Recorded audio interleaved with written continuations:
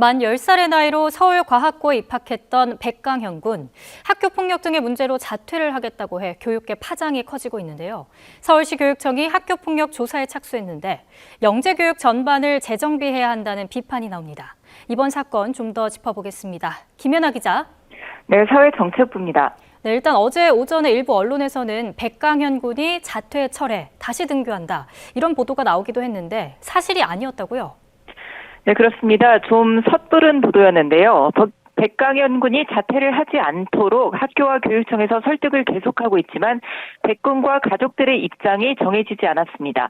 백강현 군 가족들은 어제 유튜브를 통해 목요일 등교 보도는 사실이 아니라고 밝히면서 시교육청과 서울과학고의 자체 조사에서 학교폭력 정황을 발견하지 못했다는 내용에 대해서도 강하게 항의했습니다.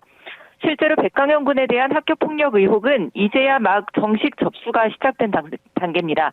교육청은 21일 서울과학고가 백군 관련 학교폭력 사안을 교육지원청에 보고함에 따라 학교폭력대책심의위원회가 열릴 예정이라고 밝혔습니다. 네, 백군이 자퇴하기까지 상황도 급격하게 변했던 것 같은데 이번 사건 자세히 정리해 주시죠. 네, 먼저 지난 18일 백강현 군이 유튜브를 통해 서울과학고 자퇴 소식을 전했습니다. 백 군은 당시엔 학교 폭력에 대한 언급 없이 등교일 아침 수학 공식을 암기하느라 허둥대다가 문제 푸는 기계가 되어가는 자신을 발견하고 자퇴를 결심했다고 밝혔습니다. 이에 부모님도 자신의 인생을 살라며 지지해줬다고 말했는데요. 여름방학 동안 2학기 기말고사 준비까지 마친 상태였기에 아쉬움은 남지만 좀 더 창의적인 활동을 해보고 싶고 손 놓았던 작곡이나 보드게임도 하고 싶다는 뜻도 전했습니다. 그런데 이틀 뒤인 20일 상황이 급변합니다.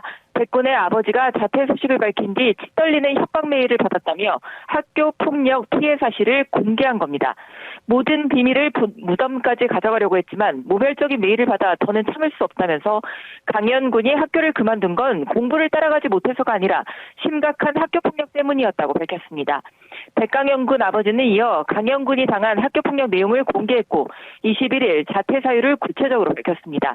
이튿날인 어제 학교 폭력 정황이 없고 자퇴 철회 뒤 목요일 등교한다는 보도가 나갔지만 사실 무근으로 학교폭력대책심의위가 구성될 거라는 시교육청 설명도 뒤따랐습니다. 정리를 해보면 학교 폭력을 당했는데 학교 조치가 미흡해서 자퇴했고 자퇴 결정한 이후 받은 모욕적 메일 때문에 이를 공론화하기로 결정을 했다는 건데요. 우선 학교 폭력 내용이 어땠습니까?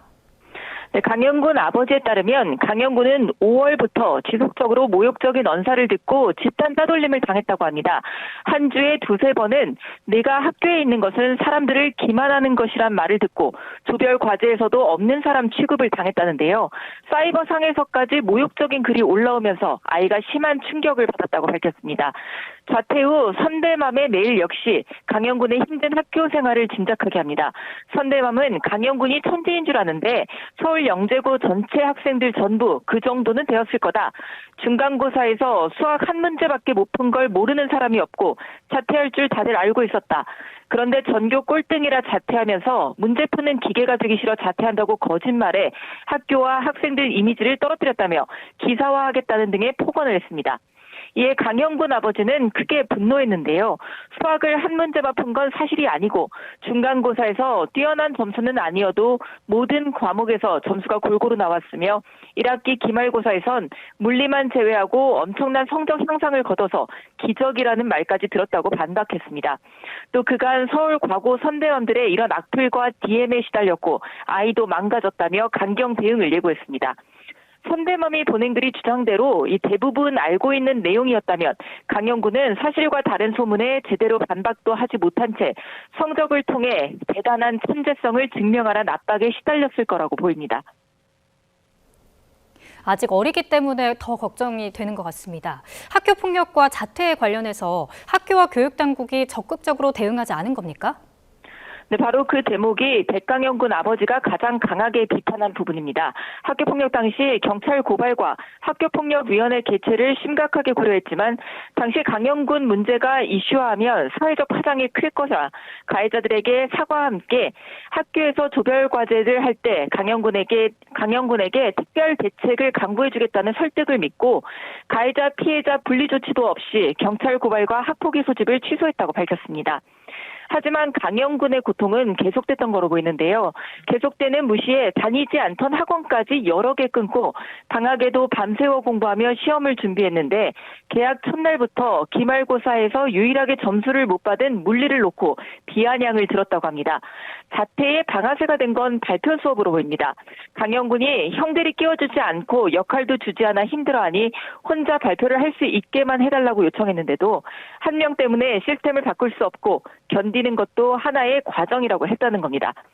강영군 아버지는 이럴 거면 10살 아이를 왜 선발했느냐, 머리가 좋으면 정신력과 체력도 슈퍼맨이고 시련도 다 버틸 수 있다고 생각하느냐, 이렇게 대책도 없이 버리면 한 아이의 장래는 어떻게 하느냐고 분노했습니다.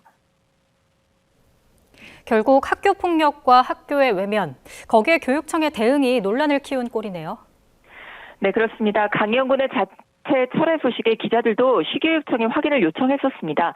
그런데 처음엔 맞다고 했다가 곧바로 제대로 정리되지 않았다고 번복했습니다. 이후 시교육청의 공식 입장은 강영군의 아버지가 사실이 아니다라는 내용을 유튜브에 올린 뒤 한참이나 지나 저녁대회에 나왔습니다. 결국 혼란만 키운 셈인데 아직 어린 아이이고 심리적 충격이 큰 상황에서 교육당국의 신속하고 섬세한 대처가 아쉬운 대목입니다. 지금까지 사회정책부에서 YTN 김현아입니다. 네, 이번 백강현군 사건을 계기로 우리나라 영재 교육에 대한 자성의 목소리도 높아지고 있습니다. 상위권 대학 진학이 최대 목표인 한국 교육의 현실 속에서 영재 특성을 이해한 맞춤 교육을 하기는 어렵다, 이런 지적이 나오는데요. 전문가들의 견해 직접 들어보시죠. 분명히 이제 신체적인 차이도 있고 또 이 아이의 사회적 능력의 차이도 있기 때문에 이 아이의 인지 능력이 그 과학고등학교 아이들과 유사하다고 해도 사실은 이 아이는 위축될 수밖에 없을 것 같아요. 그랬을 때 어떤 그룹에서 이 아이가 그 수행을 못하면 자기들한테 불이익이 올 수 있으니까 이 아이는 또 어쩔 수 없이 또 스트레스를 받을 수밖에 없고, 그러니까 이런 학교에서의 경쟁 구도 안에서의 강연이는 사실은 좀 살아남기가 쉽지 않았을 거다라는 생각이 좀 드네요. 학생 개개인의 내재적 동기와 창의성, 집중력 등을 높여서 개개 역량의 최적화를 하는 영재교육의 본질로 볼 때 상급학교, 특히 각 대학의 전형 요소에 맞추어서 수렴적으로 진행되는 교육의 내용과 교육의 방법은 한참 거리가 이제 있다고 봐야 되겠지요. 학생과 학부모의 상급학교 진학에 대한 수요를 반영하지는 않을 수는 없잖아요. 그렇지만 최대한 영재교육의 본질에 맞는 교육 프로그램의 운용에 대한 관심이 주어져야 될 걸로 보입니다. 그러니까 수렴적으로 과제를 제시해서 학생을 압박하는 방식 대신에 내재적 흥미에 기인해서 창발적인 활동을 하도록 교육과정을 운용하는 세심한 노력이 필요해 보입니다. 각 영재교육 시스템에서 이러한 교육 방법이 적용될 수 있도록 영재교육 인력의 체계적인 어떤 배치와 활용이 필요한 것도 같습니다. 그리고 영재교육 학생들의 정서적, 사회적 특성을 반영해서 이 학생들에 대한 촘촘하고 두텁게 적용되는 케어, 상담의 어떤 체계도 구축할 필요가 있다 보입니다.